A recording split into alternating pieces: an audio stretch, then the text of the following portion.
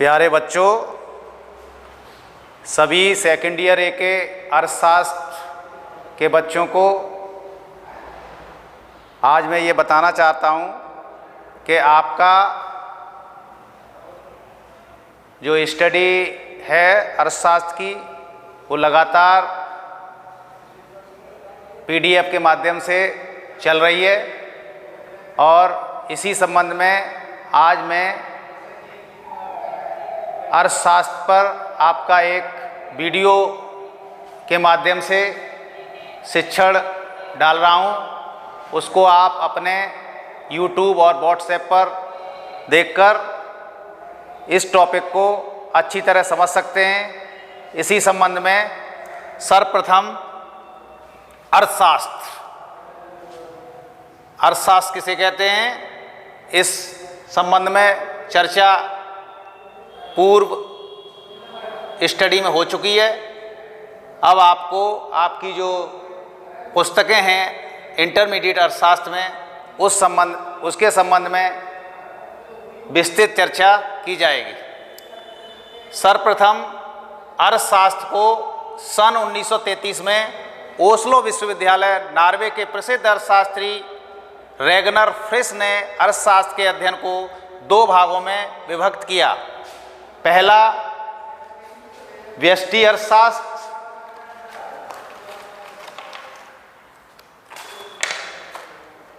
दूसरा समष्टि अर्थशास्त्र। व्यष्टि अर्थशास्त्र, इसको माइक्रो इकोनॉमिक्स कहते हैं।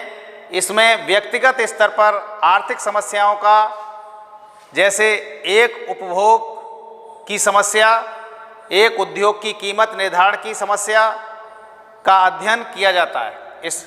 इसे दूसरे नाम कीमत सिद्धांत से भी जाना जाता है। इस बारे में आपको पीडीएफ के माध्यम से माइक्रो इकोनॉमिक्स के अर्थ, डेफिनेशन, क्षेत्र और आदि समस्याओं के बारे में पहले ही अवगत कराया जा चुका है। आज हम आपको समष्टि अर्थशास्त्र के संबंध में समझाएंगे। समष्टि अर्थशास्त्र, इसको इंग्लिश में मैक्रो इकोनॉमिक्स कहते हैं। इसमें आर्थिक समस्याओं का सामूहिक स्तर पर अध्ययन किया जाता है, जैसे संपूर्ण अर्थव्यवस्था का कुल उपभोग, कुल निवेश, कुल रोजगार आदि समस्याओं का अध्ययन समष्टि अर्थशास्त्र के अंतर्गत कहते हैं। इसमें आय तथा रोजगार का, इसको हम आय तथा रोजगार का सिद्धांत भी कहते हैं। अन्य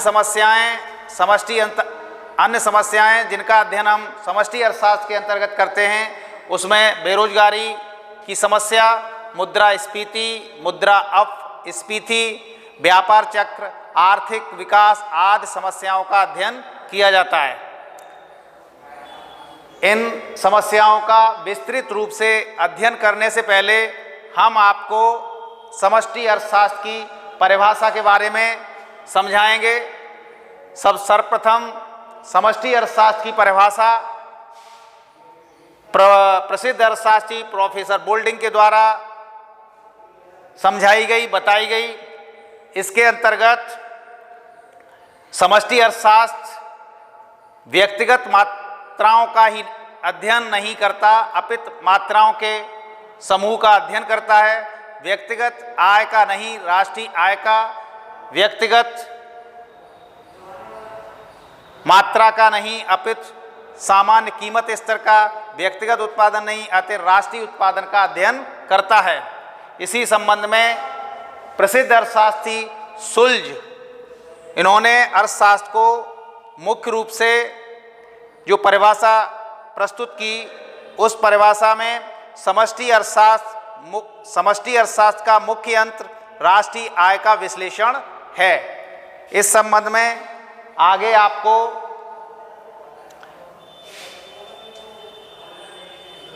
एक एक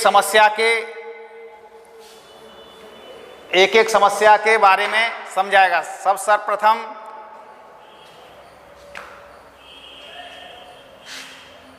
कुल उपभोग। समष्टि अर्थशास्त्र के अंतर्गत सर्वप्रथम आपको कुल उपभोग इस विषय के अंतर्गत आपको देश में कितना उपभोग होता है, इसका जो भी सिद्धांत है उसके बारे में आपको अवगत कराया जाता है। इसी प्रकार से अन्य समस्याएं, बेरोजगारी, आप सबको ये पता है कि देश में बेरोजगारी की समस्या बहुत ही विकराल स्थिति में है। तो इस बेरोजगारी की समस्या का समाधान कैसे किया जाए, इस बेरोजगारी की समस्याओं को समाधान करने के लिए हम जिस के अंतर्गत करते हैं उसी को हम समष्टि अर्थशास्त्र करते हैं, अर्थशास्त्र कहते हैं। इसी प्रकार से मुद्रास्फीति नेक्स्ट बिंदु है समष्टि अर्थशास्त्र के अंतर्गत, मुद्रास्फीति, इसको इंग्लिश में इन्फ्लेशन कहते हैं। इन्फ्लेशन क्या है? मुद्रास्फीति, इसमें जब मार्केट में रुपया या मनी की या मुद्रा की कमी हो जाती है और वस्तुओं के मूल्य लगातार बढ़ते जाते हैं, तो ये स्थिति मुद्रास्फीति या इन्फ्लेशन कहलाती है।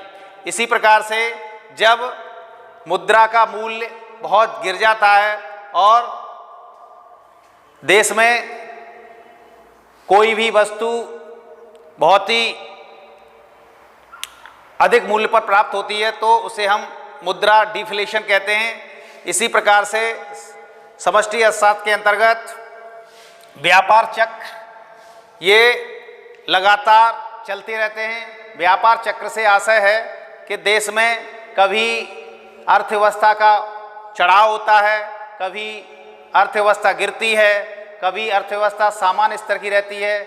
इसके लिए जो प्रमुख रूप से उत्तरदायी कारण हैं उसमें हमारा मौसम, पूंजी और देश की आर्थिक नीतियां प्रमुख रूप से उत्तरदायी होती है।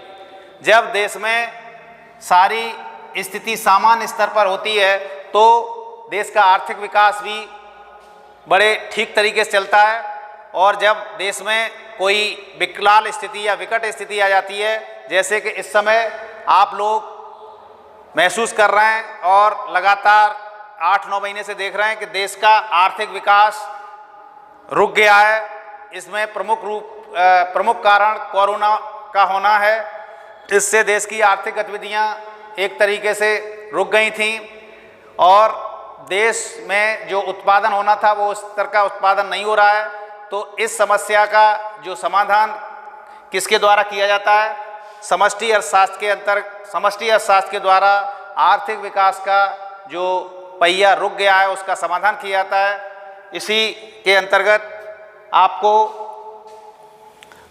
समष्टि अर्थशास्त्र में और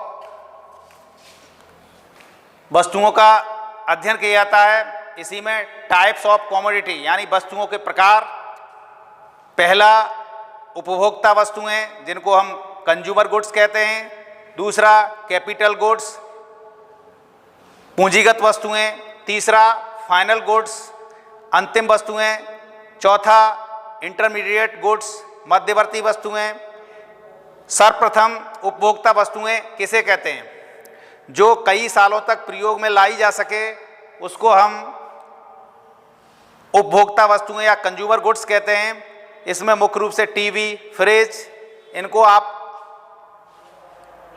बहुत समय तक यूज कर सकते हैं। उपभोक्ता वस्तुओं में सबसे पहले है ड्यूरेबल गुड्स, टिकाऊ वस्तुएं, दूसरा है सेमी ड्यूरेबल गुड्स, अर्ध टिकाऊ वस्तुएं, तीसरा है नॉन ड्यूरेबल गुड्स, गैर टिकाऊ वस्तुएं। तो सबसे पहले ड्यूरेबल गुड्स जो कई सालों तक प्रयोग में लाई जैसे उसको हम ड्यूरेबल गुड्स या टिकाऊ वस्तुएं कहते हैं। जो वस्तुएं थोड़े समय तक या 1 साल तक प्रयोग की जाती हैं उनको हम अर्ध टिकाऊ वस्तुएं कहते हैं। इसमें कपड़े, इलेक्ट्रॉनिक वस्तुएं इत्यादि आती हैं। तीसरा नॉन ड्यूरेबल गुड्स, गैर टिकाऊ वस्तुएं, इसमें एलपीजी गैस, घरेलू गैस, पेट्रोल, दूध आदि वस्तुएं आती हैं।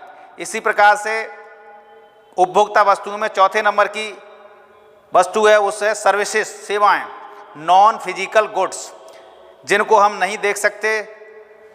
इसका एग्जाम्पल है जैसे अध्यापन, डॉक्टरी सेवा, नौकर की सेवा, इन सारी वस्तुओं को हम सर्विसेज के अंतर्गत रखते हैं।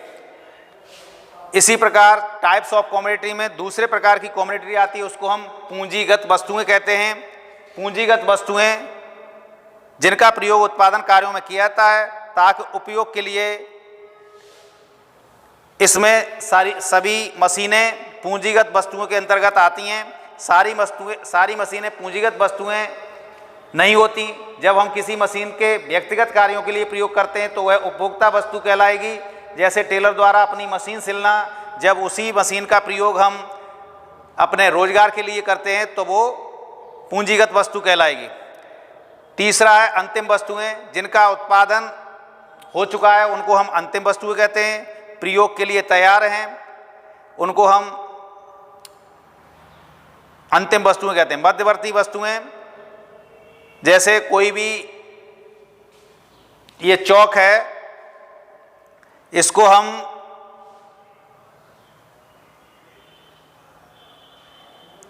फैक्ट्री में बन के तैयार हो गया तो इसको हम क्या कहेंगे, मध्यवर्ती वस्तुएं। जब ये चौक हम अध्ययन के लिए यानी शिक्षण कार्य के लिए किया जाता है तो इसको हम अंतिम वस्तुएं के रूप में इसको गिनाए। राष्ट्रीय आय निकालने में, अंतिम वस्तुओं को राष्ट्रीय आय निकालने में जोड़ा जाता है। उत्पादन की सीमा को पार कर चुका होता है उसे ही हम अंतिम वस्तुएं कहते हैं। इसी प्रकार से चौथे प्रकार की वस्तुएं जो होती हैं उसको हम मध्यवर्ती वस्तुएं कहते हैं।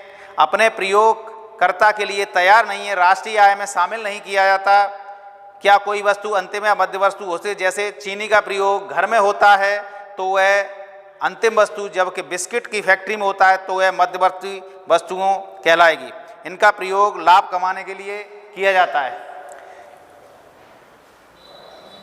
इसी संबंध में आपको समष्टि अर्थशास्त्र के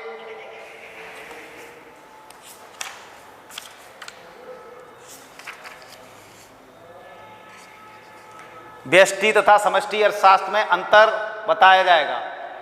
सबसे पहले व्यष्टि अर्थशास्त्र, इसमें केवल व्यक्तिगत आर्थिक इकाइयों का अध्ययन किया जाता है।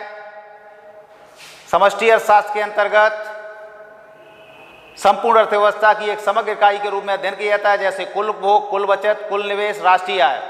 नंबर 2, व्यष्टि अर्थशास्त्र में इसकी केंद्रीय समस्या कीमत निर्धारण है। इसकी प्रमुख समस्या रोजगार का निर्धारण है। व्यष्टि अर्थशास्त्र का तीसरा पॉइंट यह पूर्ण रोजगार की मान्यता पर आधारित है। ये समाधानों के अपूर्ण रोजगार की मान्यता पर आधारित है। यह आवश्यक नहीं है कि व्यक्तिगत निकाले गए निष्कर्ष संपूर्ण अर्थव्यवस्था के लिए सही हों।